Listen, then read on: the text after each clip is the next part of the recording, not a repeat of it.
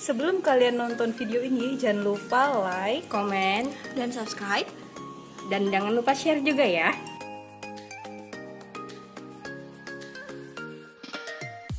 Pengertian segmentasi pasar. Apa itu segmentasi pasar? Secara umum, segmentasi pasar adalah pembagian kelompok pembeli yang memiliki perbedaan kebutuhan karakteristik atau perilaku yang berbeda di dalam suatu pasar tertentu. Definisi segmentasi pasar juga dapat diartikan pengintegrasian analisa perbedaan para pembeli di pasar. Yang kedua, segmentasi pasar dapat dimaksud sebagai pembagian pasar yang berbeda-beda atau heterogen menjadi kelompok-kelompok pasar yang homogen, di mana setiap kelompoknya bisa ditargetkan untuk memasarkan suatu produk sesuai dengan kebutuhan, keinginan, ataupun karakteristik pembelian yang ada di pasar tersebut. Syarat segmentasi pasar secara efektif. Yang pertama, dapat diukur atau measurable. Segmen pasar seperti ukuran atau daya beli harus dapat diukur dengan jelas. Yang kedua, dapat dicapai atau accessible. Yang maksudnya adalah segmentasi pasar harus dapat dicapai dan dijangkau. Yang ketiga, cukup besar atau substansial. Yang artinya segmentasi pasar harus terdiri dari kelompok homogen yang cukup besar dan bernilai. Yang keempat, dapat dibedakan atau differentiable. Artinya adalah segmen pasar harus dibedakan sama lain dengan jelas. Yang terakhir atau yang kelima, dapat dilaksanakan atau actionable.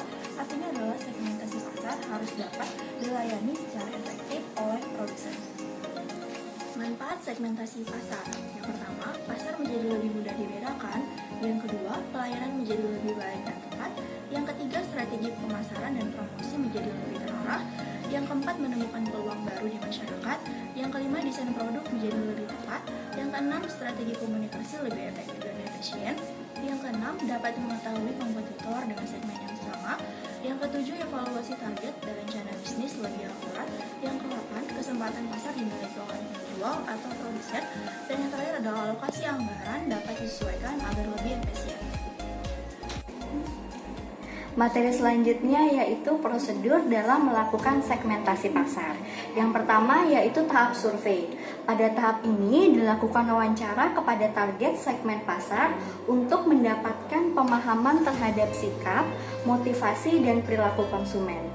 Wawancara juga bisa dalam bentuk kuesioner, di mana data kuesioner yang terkumpul bisa dijadikan informasi atas atribut-atribut yang dibutuhkan.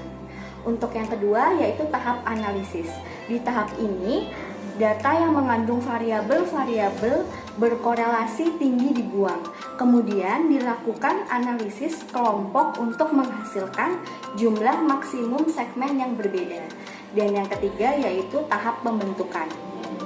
Pada tahap ini dibentuklah kelompok berdasarkan perbedaan sikap, perilaku, demografis, psikologis, psikografis, dan pola media. Dari sifat dominan yang ditemukan pada kelompok tersebut, diberikanlah nama profil pada kelompok segmen. Materi selanjutnya yaitu ciri-ciri konsumen segmentasi pasar. Yang pertama ada berdasarkan jenis kelamin yaitu pria dan wanita. Yang kedua berdasarkan tingkat pendidikan. Yang ketiga berdasarkan kelompok umur.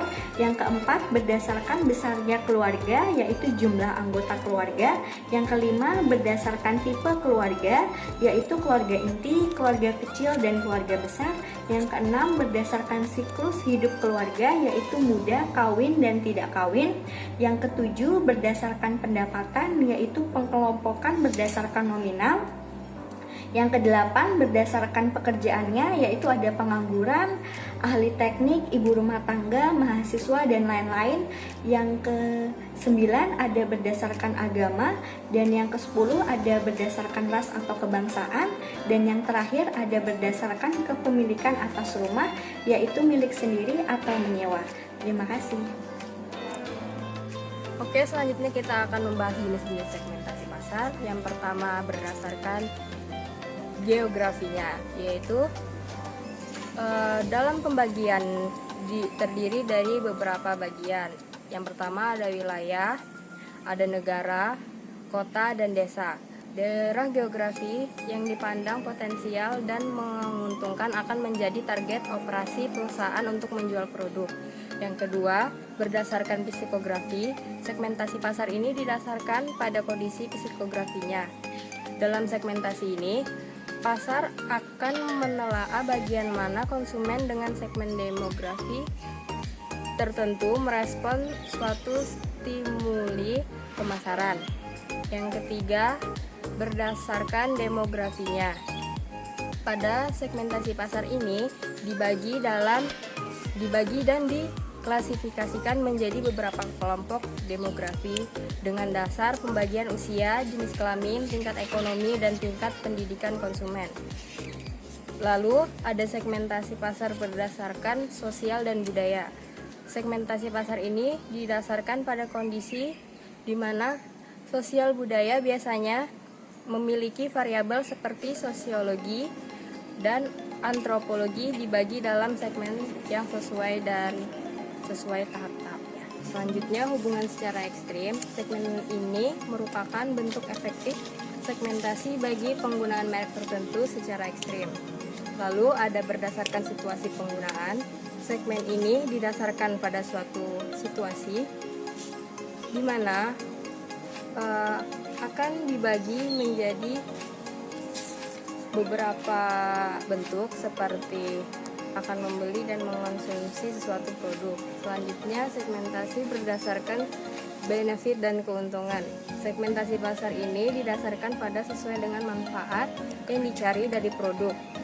Lalu ada segmentasi hybrid atau campuran. Pada segmentasi pasar ini akan dibentuk berdasarkan kombinasi beberapa variabel yang mana akan membentuk sebuah segmen tunggal.